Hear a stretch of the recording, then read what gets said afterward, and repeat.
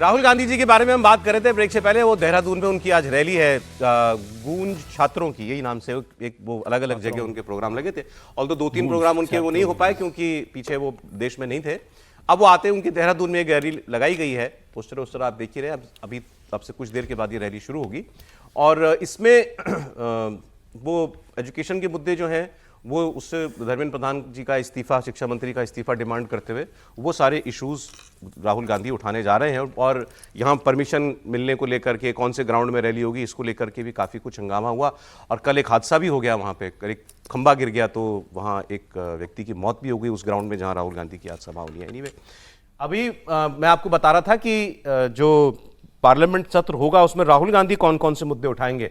अब भाषण तो उनका एक ही बार होगा, अब वो किस मुद्दे पर भाषण देते हैं, किस बिल पर भाषण देते हैं, ये तो तभी पता चलेगा।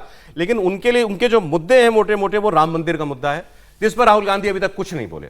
खुद राहुल गांधी, उनकी पार्टी तो बहुत बोल रही है। दूसरा E20 का मुद्दा है, मेरी नजर में तो E20 में भी अभी तक उन्होंने कुछ बात नहीं की है।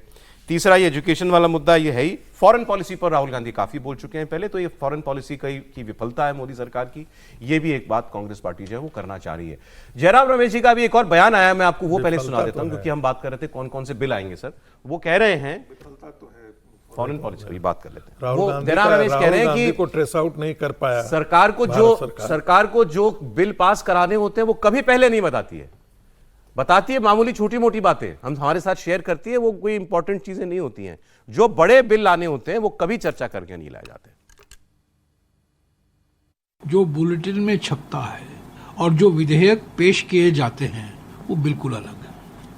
जो करना चाहते हैं वो बुलेटिन में डालते नहीं है, वो बोलते नहीं है, बात नहीं करते हैं और अचानक मनमर्जी पिछले शाम को बिल पेश होता है और जानकारी हमें मिलती है कि संविधान संशोधन होने वाला है, विधेयक। तो ये बुलेटिन तो औपचारिकता है, ये तो औपचारिकता है, घोषणाएं होती हैं, जो बिल पेंडिंग है, पेंडिंग बिल है। पर असली बात जो इनके मन में है वो कभी नहीं बोलेंगे।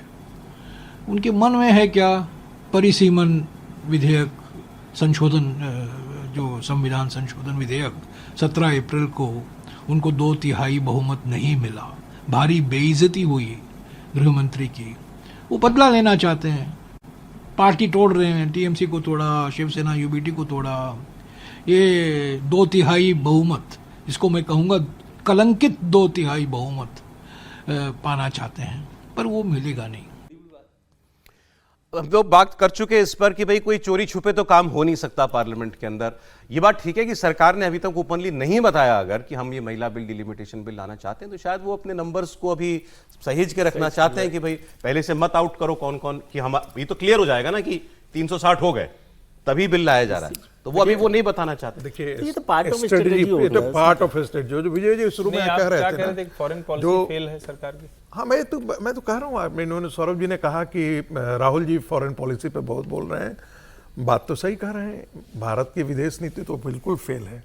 विदेश मंत्रालय पता नहीं कहाँ सोया रहता है, उसके खुफिया विभाग कहाँ सोए हुए हैं। राहुल गांधी का विदेश यात्रा के बारे में कुछ डिटेल न मिले, उनको पता ही नहीं है कि देश का नागरिक कहाँ जाकर के सो रहा है, भाग रहा है, खेल रहा है, स्विमिंग कर रहा है, घूम रहा है, मार्केटिंग कर रहा है। इतनी जानकारी तो इस देश के लोगों को होनी चाहिए थी। खड़गे जी को नहीं जानकारी है, उनके लोगों को जानकारी नहीं है।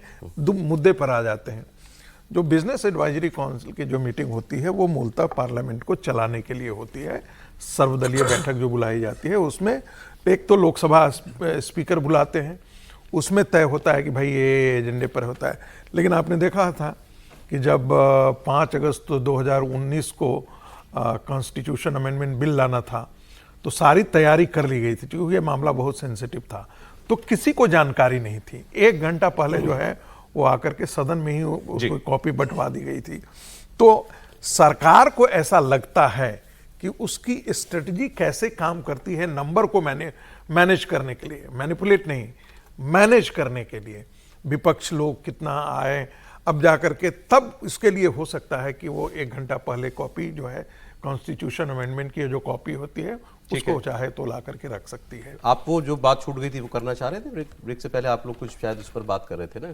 डिलिमिटेशन पर बात कर रहे थे आप लोग। मैं तो नहीं अपनी नहीं बात वो कह रहा पूरी ही हो गई लगभग। वो विजय जी का ये कहना है कि ये संख्या और बढ़ सकती थी, और मैं ये कह रहा हूं कि कोई भी जब कोई निर्णय लिया जाता है तो पीछे और आगे दोनों का लेके लिया जाता है। भारत की जनसंख्या जो अभी TFR है ओवरऑल, वो जहां जाके रुक गई है वहां ये 850 का आंकड़ा है। विजय जी कह रहे हैं कि अगर 120 से 145 पे जाएंगे तो ये नंबर और बढ़ेंगे। ये डिबेट थी, लेकिन जनसंख्या पर तो हो ही नहीं रहा। ओवरऑल वो 50% बढ़ा दिया जा रहा है 543 में सीधे नहीं, लेकिन 50%। डिलिमिटेशन करने के लिए जनसंख्या की तो जरूरत पड़ेगी ना, सेंसस की जरूरत नहीं, तो पड़ेगी। नहीं, वो तो सीट के लिए कोई पड़ेगी। अलग विवाद है, उसको मैं छोड़ दिया। स्टेट्स की बात कर रहा हूँ, वो तो स्टेट्स की बात कर रहा हूँ। जनगणना तो इसलिए जरूरी है क्योंकि जब आप सीट करेंगे तो बिना जनगणना कैसे कर Exactly, लेंगे? तो वो उसका करना आधार पड़ेगा। 2011 की हाँ हाँ, वो तो ठीक है। नहीं, नहीं, आप कह रहे हैं कि नहीं, भाई, पर वो सर बात ये कि सरकार इसको लागू कर देना चाहती है 2026 से। होगा 2026 की ही जनगणना। इसलिए 2026 के सेंसस का इंतजार नहीं कर रही। ठीक है, मैं तो बात दूसरी कर रहा था कि भाई उसको फर्क समझने की जरूरत है कि जो सरकार का एक लॉजिक था डिलिमिटेशन को लेकर, वो ये था कि संसदीय क्षेत्र में या विधानसभा क्षेत्र में आबादी इतनी बढ़ गई है कि एक रिप्रेजेंटेटिव को उसको देखना मुश्किल काम है।